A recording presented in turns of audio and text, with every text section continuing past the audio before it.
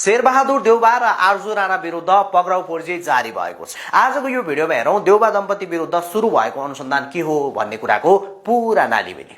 पाँच पटक देशको प्रधानमन्त्री बनिसकेका व्यक्ति, देशमा लोकतन्त्र ल्याउनको लागि यत्रो संघर्ष गरेको पार्टीको सभापति भइसकेको व्यक्ति अहिले आफ्नै र्याल समेत सम्हाल्न नसक्ने यो बुढेसकालमा प्रहरीको हिरासतमा बस्नुपर्ने भएको छ। सम्पत्ति शुद्धिकरणको मुद्दामा अनुसन्धान भइरहेको देउबा दम्पति विरुद्ध प्रहरीले काठमाडौँ जिल्ला अदालतबाट पक्राउ पर्ची लिइसकेको छ। निर्वाचन अगाडि नै उपचारको लागि भन्दै सिंगापुर प्रस्थान भएका देउबा दम्पति अझैसम्म पनि नेपाल फर्किएका छैनन्। अध्यागमन विभागको रेकर्ड अनुसार देउबा दम्पति हाल हङकङमा छन् र अदालतबाट पक्राउ पर्ची जारी भइसकेको र उनीहरू देश बाहिर रहेकोले गर्दा अब देउबा दम्पति विरुद्ध रेड कर्नर नोटिस जारी गर्ने तयारी भइरहेको छ।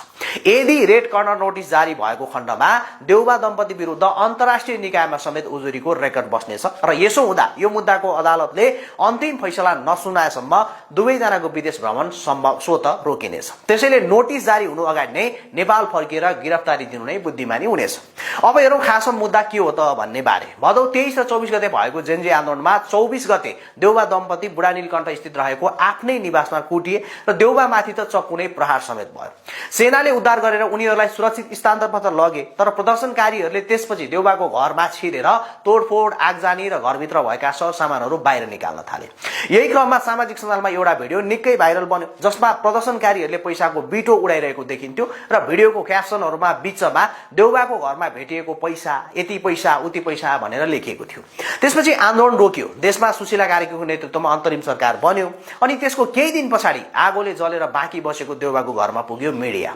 विभिन्न मिडियाहरूले गरेको भिडियो रिपोर्टमा स्पष्ट रूपमा देउबाको घरमा स्वदेशी र विदेशी मुद्रा जलेको देख्न सकिन्छ। केही मिडियाले त जलेको अमेरिकी डलर र नेपाली 1500 को आधा नोट हातमै यसरी लिएर समेत भिडियो बनाएका छन्, जुन भिडियोहरू आज पनि अनलाइनमा खोज्ने हो भने मजाले भेटिन्छ। त्यसपछि देउबाको घरमा भेटिएको पैसा बारे सर्वत्र आलोचना र प्रश्नहरू उठ्न थाल्यो अनि कांग्रेस भित्रै पनि यो बारे प्रश्नहरू उठ्यो। तर देउबा सचिवालयले एउटा विज्ञप्ति जारी गर्दै देउबाको घरमा पैसा जलेको भन्ने उक्त भिडियो चाहिँ वास्तविक नभएको र सो भिडियो चाहिँ एआई प्रयोग गरेर बनाएको भनेर भनिदियो। यदि भएपछि प्रधानमन्त्री कार्की सरकारकै पालामा सम्पत्ति शुद्धिकरण विभागका एक टोली त्यहाँ पुगेर जलेको अवस्थामा भेटिएको टुक्रा टुक्री नोट र खरानी लगायत अन्य प्रमाणहरू संकलन गरेर टेस्ट गर्न फोरेन्सिक ल्याबमा पठाइयो। त्यसपछि फोरेन्सिकको रिपोर्ट र तत्कालीन समयमा स्थलगत रूपमा रहेको मुचुल्का र बाँकी प्रमाणको आधारमा सुरु भयो देउबा दम्पतिमाथि सम्पत्ति शुद्धिकरणको छानबिन।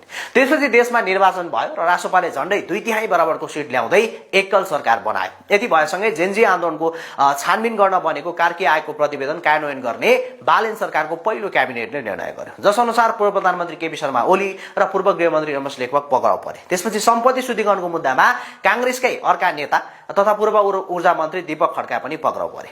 त्यसपछि आज देउबा दम्पति विरुद्ध पक्राउ पर्ची जारी भएको खबर बाहिरिएको छ। यो सँगै नेशनल सेन्ट्रल ब्युरो यानी कि एनसीबी को अनुरोधमा अब देउबा दम्पति विरुद्ध रेड कर्नर नोटिस जारी गरेर इन्टरपोल मार्फत पक्राउ गरी उनीहरूलाई नेपाल ल्याउने तयारी गरिएको छ। खै देउबा दम्पति माथि लागेका यी तमाम आरोपहरू भोलि अदालतले पुष्टि गर्ला वा नगर्ला त्यो हेर्न बाँकी छ। तर जस्तै भए पनि अति भएपछि खति हुन्छ भन्ने भनाइ 5 पटकसम्म देशको प्रधानमन्त्री भएर 6औं पटकको लागि पालो कुरेर बसिरहेको देउबा दम्पतिको हकमा लागू भएको छ। अनि अन्त्यमा जाँदा जाँदै यो कुरा अहिलेका नयाँ दाजु भाउजूलाई पनि भनिहाल्न मन लाग्यो। अहिले जुन अभिगत देउबा दाजु भाउजूको भएको छ, यदि यो पटक देश र जनताको लागि सही ढंगले काम गर्न सकेन भने त्यही अभिगत भोलि बालेन दाजु भाउजू र रवि दाजु भाउजूको पनि आउनेछ। त्यसैले अहिलेका नयाँ दाजु भाउजूहरूले पुराना दाजु भाउजूहरूबाट पाठ सिकोस् भन्ने अपेक्षा राख्दछु। हवस् त, नमस्ते।